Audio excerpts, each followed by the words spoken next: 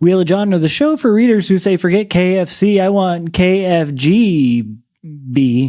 Right now we are reading every story in the Weird Anthology, edited by Ann and Jeff VanderMeer, including this one, Claude Seignolle's The Ghoulbird, also translated sometimes as The Night Charmer. I'm Zach, and this week I'm really interested in, I want to know more about Claude. That's who I had the most fun reading about in this. Story was good too, but Claude's kind of cool. I'm Bob. Claude looks so cool. He's got a biker mustache and everything. I'm really interested in the nature of weird as warnings. We've seen a lot of stories now that are warnings, like don't go there, don't do this, don't go into the moors at night. But this is a warning that is proved, and then also a monster that, not to spoil things, but there's a lot of buildup about this monster, but we're surprised at the very end. We've seen that a few times too, of promises, conventional wisdom, or warnings that are not quite right. You know, it's like we think we know we think we know what is dangerous. We think we understand the world, and we operate from there as best we can. We give a warning, and then it turns out to not be true at all, or at least it's so twisted that we didn't understand the truth to begin with. Well, before we talk about that, because I am really interested in that kind of misfiring of how people understand the monster, you know, within the story. But before we talk about that, tell me about Claude. What'd you get about Claude? Claude, from my it's finals week, Zach, so I've just been grading like 30 papers a day. So here's what I know about Claude. My God, he looks real cool. That is basically all I know. So I'm throwing it to you. All right. No problem. I can catch that. So Claude is a distinguished French ethnographer and folklorist and author of more than 23 volumes of short stories and novels. They call him a master of the rustic tale, which depicts folklore and popular traditions of the French countryside.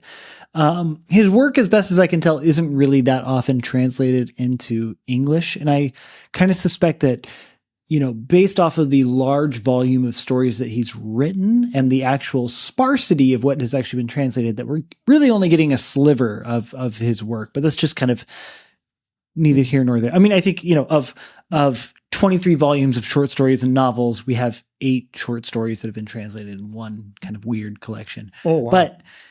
But so the thing with him is he went out a lot and he recorded folk tales. He recorded like weird stuff. And actually, this is actually a compositional strategy that we've seen before in this anthology. Amos Tutuola's The Complete Gentleman, which is a self-contained selection from his larger novel, The Palm Wine Drunkard. Tutuola, you know, he's from Nigeria, and he would go around recording the kind of folk tales and myths and stories of the people there, and then just use that just wholesale for scenes and settings and situations in his novel. Well, Seignolle appears to be doing largely the same thing. But he's going around France and he's recording these kind of French folk tales and these French kind of like ghost stories that are happening.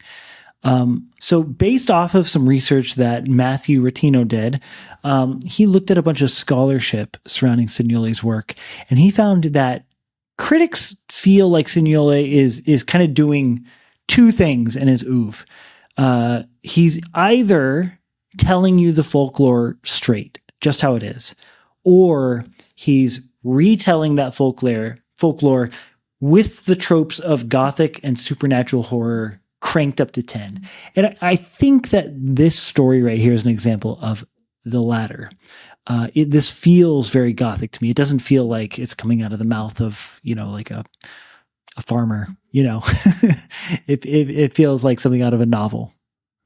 It definitely feels like a folk tale that could have existed. I mean, it's the Ghoulbird. You watch out for the Ghoulbird. You don't go where when you hear the Ghoulbird's call. It reminds me a lot of the story The Columber by Dino Buzzati. We have warnings of the Columber. It's a father and son story. They're fishermen. One day they're out and they see the son. He's quite young at this point. He sees this thing out in the ocean. His father says, what are you looking at? There can't be anything out there. As it comes closer, he says, oh no. You've been cursed with the Columber. And he says, never go into the ocean again. You can never follow in my footsteps. You can't follow in all of, your grandfather, your great-great-grandfather. Do not go to the sea. We were all sailors before until today. Then his father dies shortly after that. He is pursued by the Columber for his whole life, and everyone warns him against it. All the sailors know about it. But then his mom seems to think that he's not manly, for not going out there. It's like, why did you into all of this history? Why don't you just go out and chase it? And eventually he decides by himself to go and find this Columber, and he finds out his father was wrong. The Columber has been trying to find him this whole time. It's like this archetypal father has given him the sea pearl. It's the sea king. And the Columber says, look, I was supposed to give this to you, and now you've ruined my life.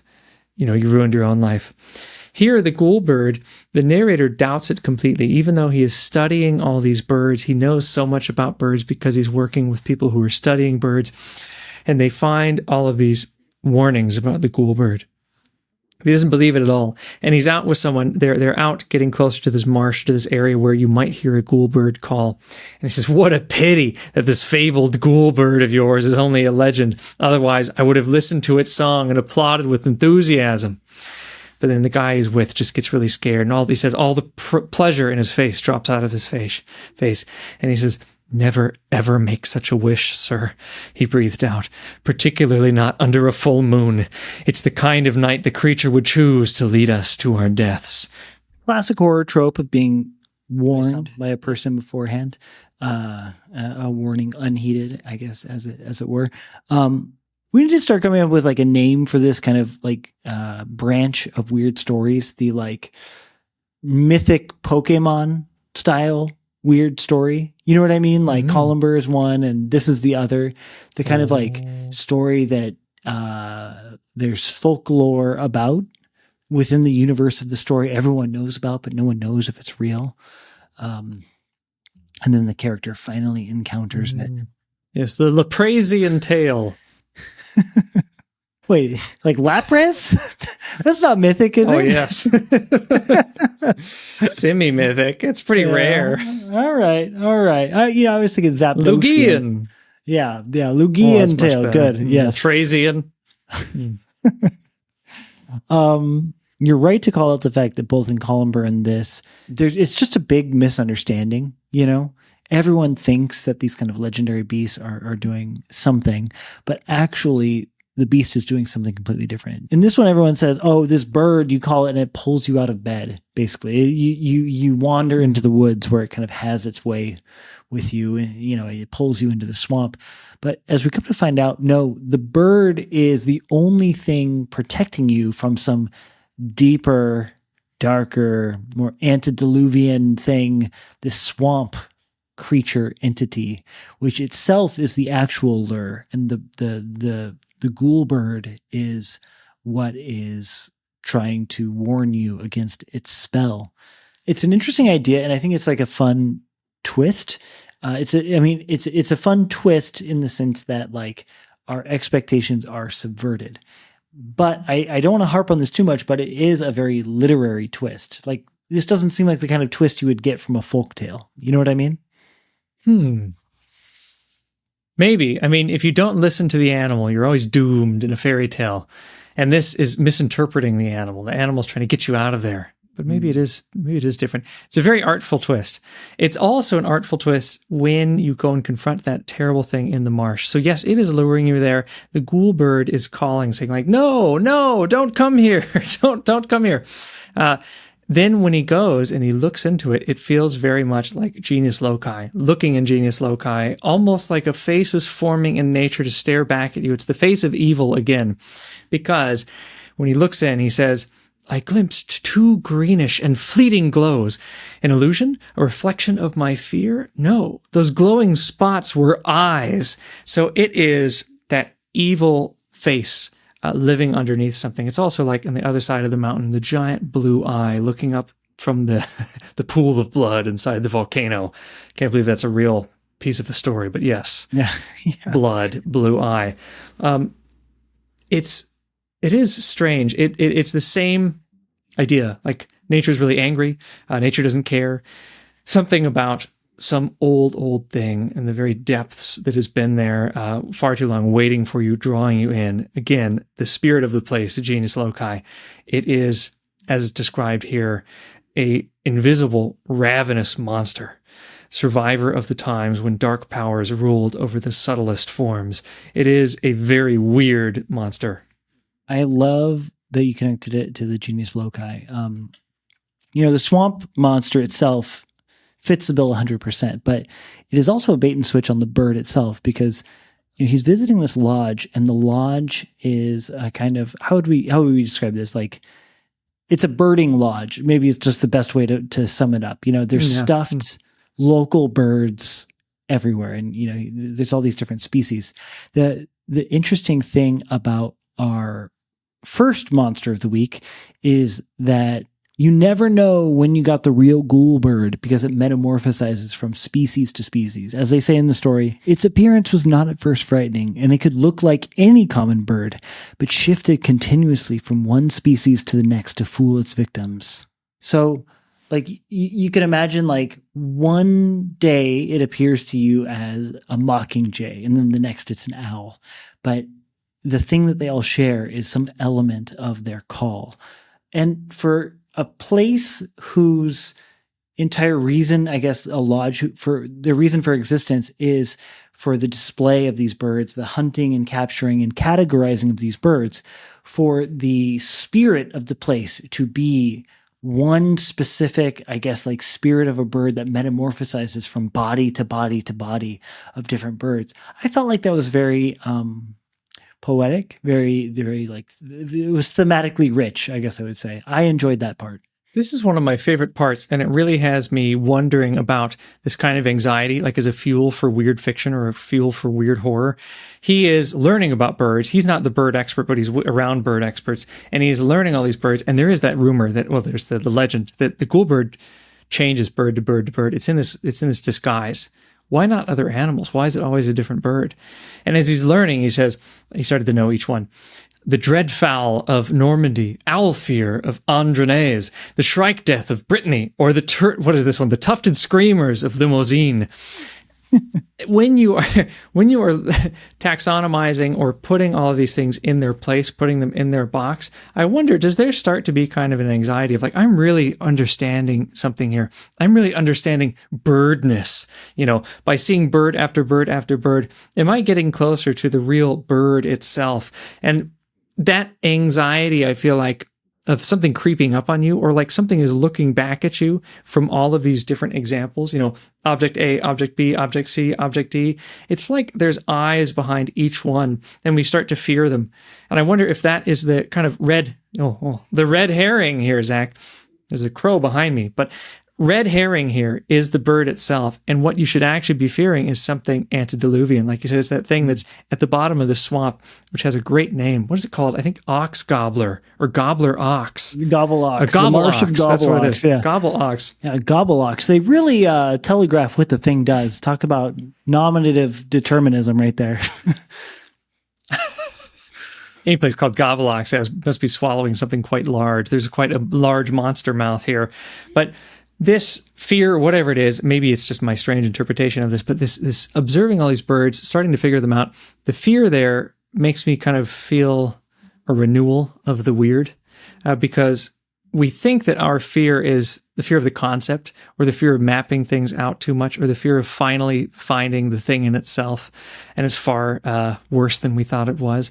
But it feels like that is what our anxiety is. And we realize, no, we've kind of misunderstood it. There's actually something much worse underneath all of that. And even though we've been afraid of this Ghoulbird that's crying out in the night, that we think is obsessing us, that we think we're starting to understand, that we think is tricking us, no, we have just not really understood it. And there's something much worse. This story also got me thinking, in our past couple stories, we talked about maybe a lack of a moral compass in the stories, like, compared to something like Tolkien, where there's an explicit good and an explicit evil. A lot of these weird stories don't quite have that.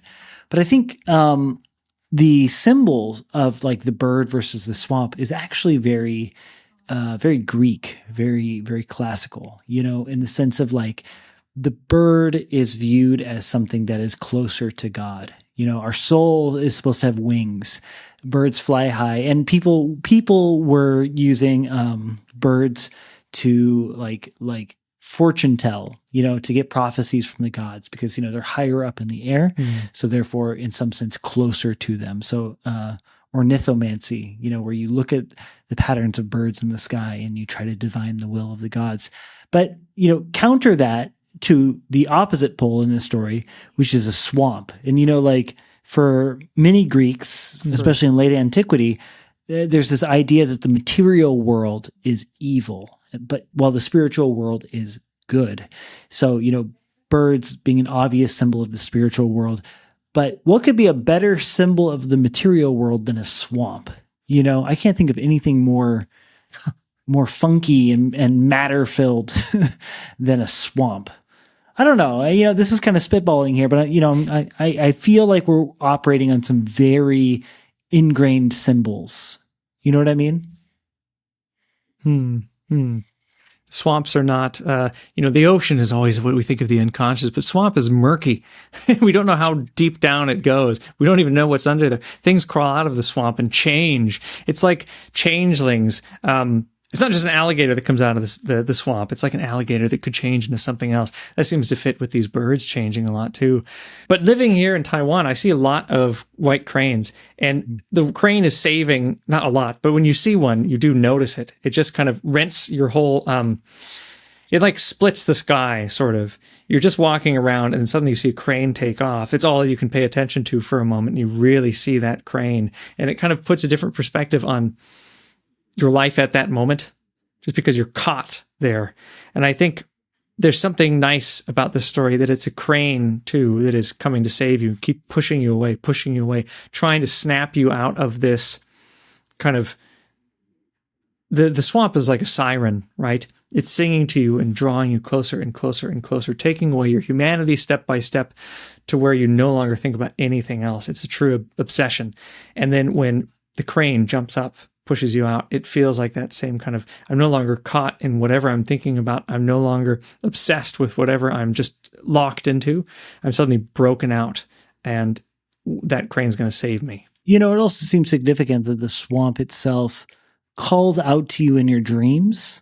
They always warn you about hearing the sound of the Ghoulbird, but I think in most of the situations where he's being pulled away by the swamp, it reaches out to him in his dreams as like a symbol of a woman. You know what I mean? Like it seems to have this power to infiltrate his subconscious or unconscious and be, reformalized as these symbols and images that get him to do things from within his own psyche. Very interesting stuff. I also thought the dream was really strange and interesting. It just kind of comes out, he's going to sleep. He has a dream. He's telling us his dream. And it is weird that it's the gobble ox, coming to him. But it just seems like a regular dream. He says, I found myself in a vast ballroom, in old-fashioned garb, relaxed and content, sitting in an armchair. A beautiful young woman asked me to dance, favoring me with the most charming smile. But I declined rudely and remained seated instead of rising to my feet, eager to grant her the dance she'd requested. So it sounds like, the call to an adventure, but it seems to be also another disguise. We've been saying that maybe it's the bird disguising itself, but gobble ox is disguising itself to something exciting. This guy seems to lead kind of, he's out there birding, with his buddies, but this invitation to a dance seems quite exciting, and he denies it, but he's doing the right thing, because the gobble ox is not just showing us something enticing, but almost something that will put us in the right direction. It's so good at disguising itself and trying to convince us that it offers us a new life through our dreams, but we still have to deny it.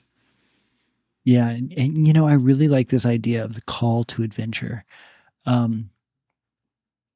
Because actually this echoes a lot of what we've been reading elsewhere, in the sense of let's think about this, the fatal call to adventure. You think of places like, you brought up Everest some time ago recently, this place that seems to speak to people as this mountain that they have to climb. It's an accomplishment. It's calling to them, but there's this trail of bodies on the way up. or think of any other dangerous natural land formation that kind of tickles the imagination, a call to adventure, but not everyone comes back alive. Maybe caving is a good example of this kind of like outdoor activity. From a literary perspective, we think of Algernon Blackwood's The Willows, a story that for some reason we come back to time and time again. That story takes place on the Danube. And one of the main things I remember about that story that really stuck out to me was how the Danube was personified as this kind of old man for the entire start of it. It's the spirit of the place calling out to them and kind of lighting their imagination on fire, but ultimately it leads them to their peril. And the Gobelocks is really fundamentally doing kind of the same thing.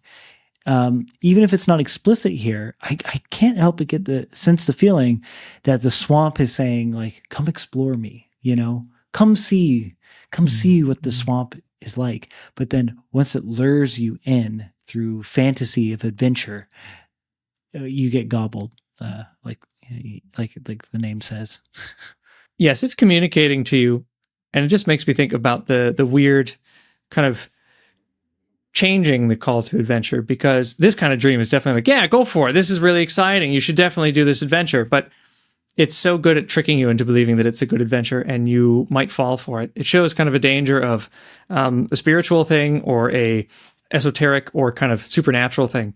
It could be good and it could be showing you the right way forward, or it could be a siren showing you something beautiful, infiltrating your dreams, trying to convince you who you are, and then you follow it too far and you get gobbled up. So it shows the temptation and the danger of certain supernatural things. This was good. I hope that we can read more by this author, though it's a shame that such little has been translated into English, but I'll cluck to you later, Bob.